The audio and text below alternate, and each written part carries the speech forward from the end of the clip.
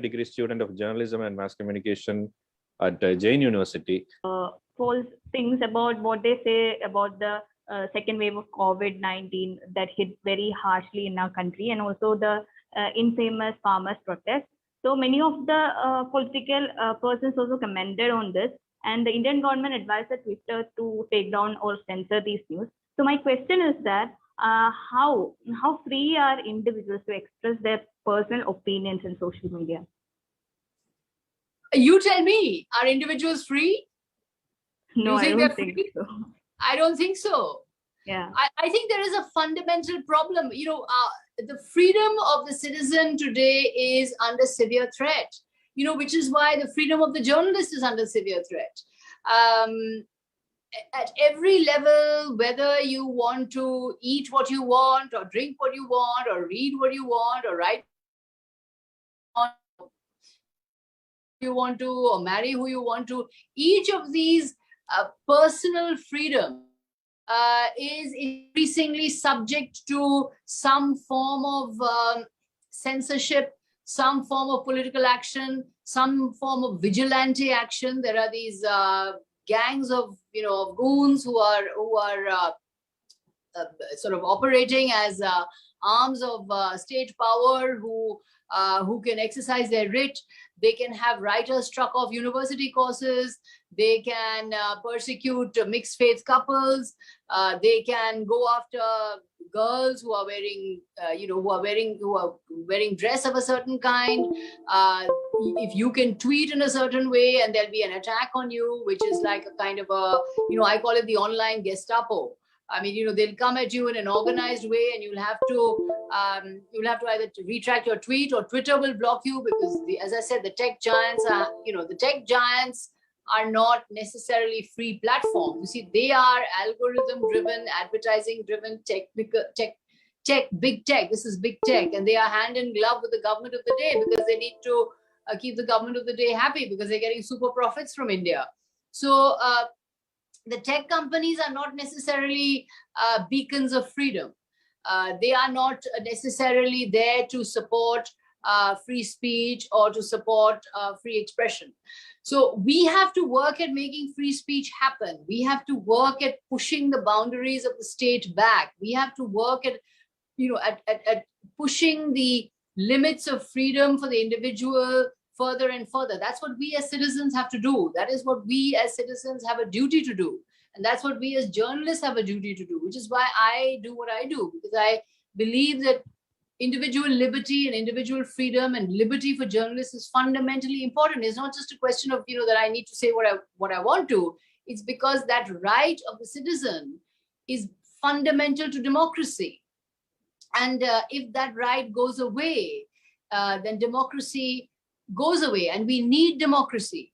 Democracy is the best possible form of government for rights and liberties of citizens, whether justice for women, or justice for the underprivileged, or justice for the dispossessed, or justice for the marginalized. It is democracy that can give that to us.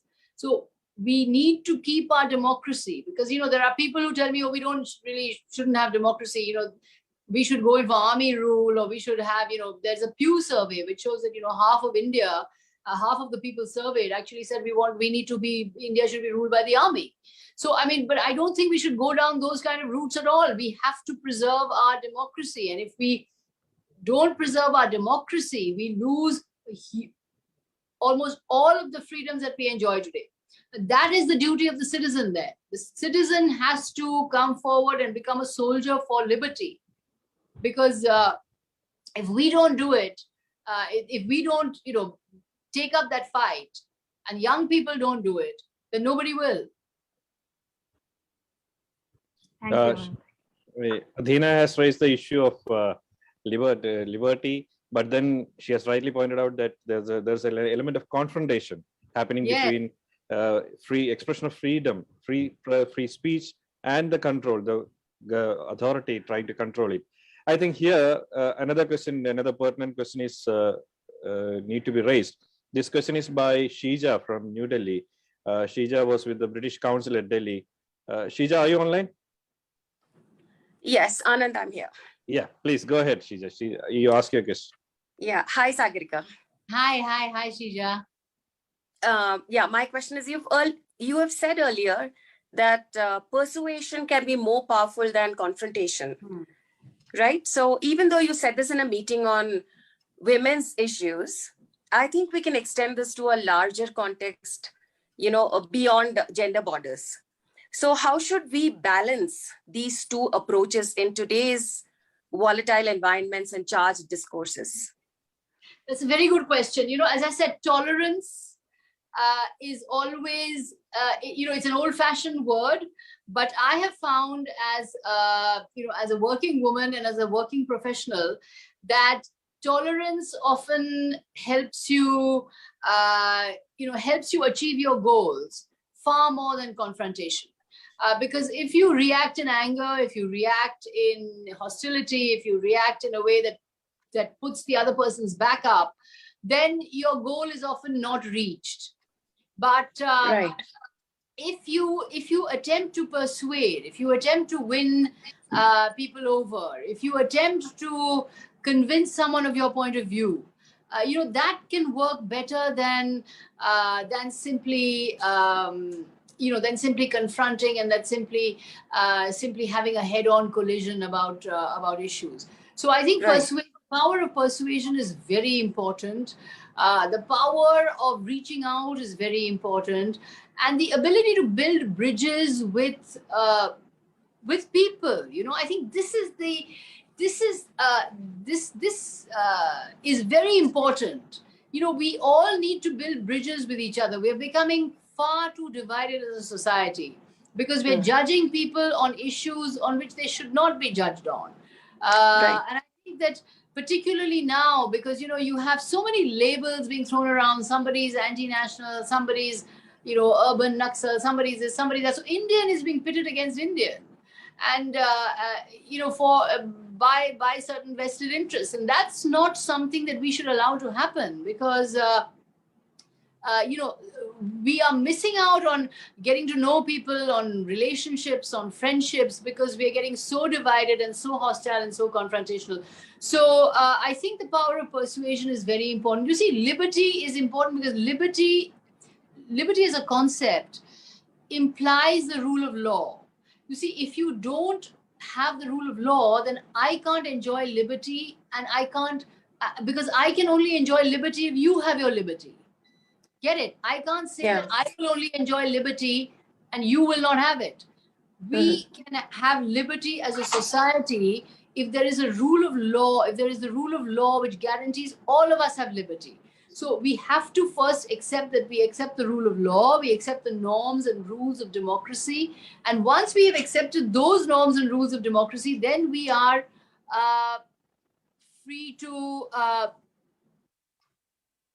just a second, I think... Yes, Sagarika, your camera is off. Yeah, you're back online. You're back online. So, so it's only when we accept that there's a common set of norms, and there are common sets of rules, and there's a common set of laws that we all follow, that we can enjoy liberty. Because I enjoy liberty because you enjoy liberty. Get it? I only have liberty because you have it too. I can't say that only I will have my point of view and I will have liberty and I will say what I want, but you can't say anything. You can't speak. That is not liberty. So I think it's very important that we accept rule-based, norm-based, value-based democracy and rule of law, which allows us to have personal liberty. What was the Gandhian Satyagraha? The Gandhian Satyagraha was not just an anarchic sort of flouting of the law, breaking of the law. Very strong behavioral codes were laid down by Gandhi: politeness, hygiene, personal etiquette, abstinence, a personal behavior code. It was only by adhering to that higher moral value, that higher rule, that higher sort of moral idealism, that you could be the satyagrahi who was breaking the law. Because you were breaking the law not for the sake of anarchy and breaking the law for the sake of breaking the law, but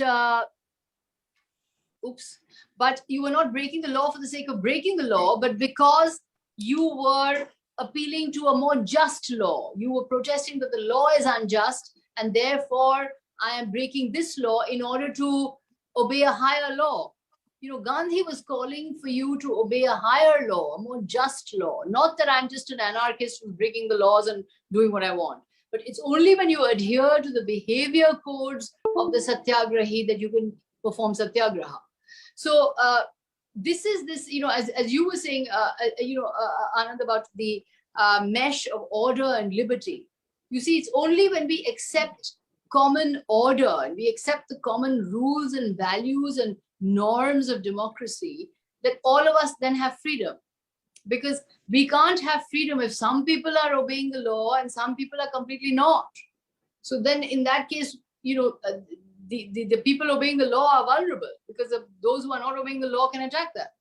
So we have to adhere to the rule of law. So liberty is contingent on us observing the rule of law. So when Srija's talking about persuasion, when Srija's talking of a lack of not confronting, it's only when we accept your liberty that we can persuade and we can win over. For example, Voltaire.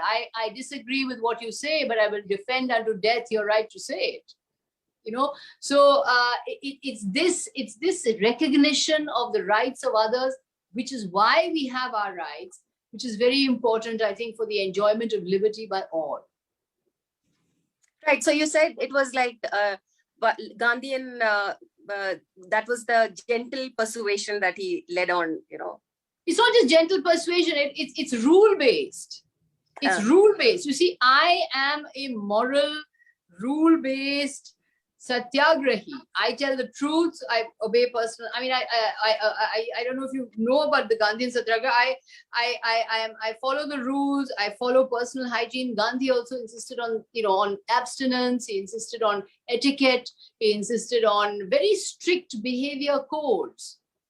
Right. And of course, above all was non-violence. Ahimsa. You had to be completely non-violent. So the satyagrahi was actually a highly moral human being who was breaking the law. It was not just a mob running there and breaking the law. So I'm saying, to persuade, you need to establish the moral power of your argument and the moral power of your position by demonstrating that it's coming from the position of idealism. It's coming from the position of a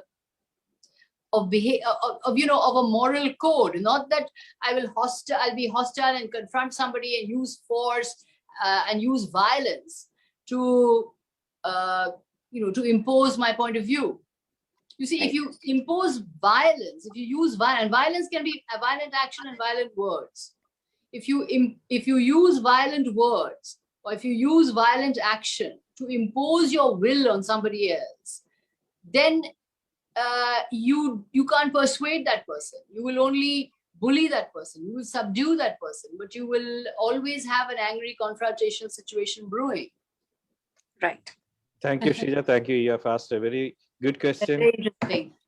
This conversation is getting really exciting, but then we are out of our time limit. Sagarika, you have raised a perfect combination of how to have liberty within the frame of rule of law. Even Article 19 of Indian Constitution, yes, that doesn't give you absolute right for freedom. That freedom is qualified. It's subject to public order, decency, and morality. So on that note, on that note, we have to end this show because we hate to do that, but sadly we have to end the show. Thank you very much. Yeah, it was a very exciting talk. It was a very detailed talk. But we promise our audience that we will come back with more topics touching our lives and bring more illustrious personalities like Ms. Sagarika Ghose. Ma'am, it was indeed a privilege to have you with us. You gave us so much for having me. Yeah, you gave us valuable insights into the notion of freedom and liberty and an insider's view on how media should respond to the world around. This will help a lot in our journey forward. This will help long way to take Pos Poss journey ahead. Because if we believe at Mission Better Tomorrow and at Pos Poss, we believe that if you keep a positive mindset, the scope of possibilities is immense. Yes. Yeah. On that note, we are winding it up. So Thank you so much. Thank you so much for having me. It was a pleasure to be here. Some excellent questions were asked. They were really good questions, very detailed and to the point. Thank you So much.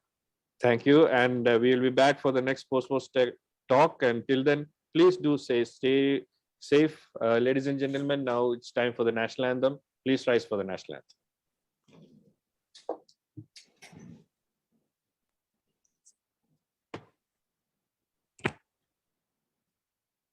Jana Gana मन अधिनायक जय हे भारत भाग्य विधाता पंजाब सिंध गुजरात मराठा द्राविड उत्कल बंगा विंध्य हिमाचल यमुना गंगा उच्चल जलधि तरंगा तव शुभ नामे जागे तव शुभ आशीष मांगे गाहे तव जय गाथा जन गण मंगलदायक जय हे भारत भाग्य विधाता जय हे जय हे जय हे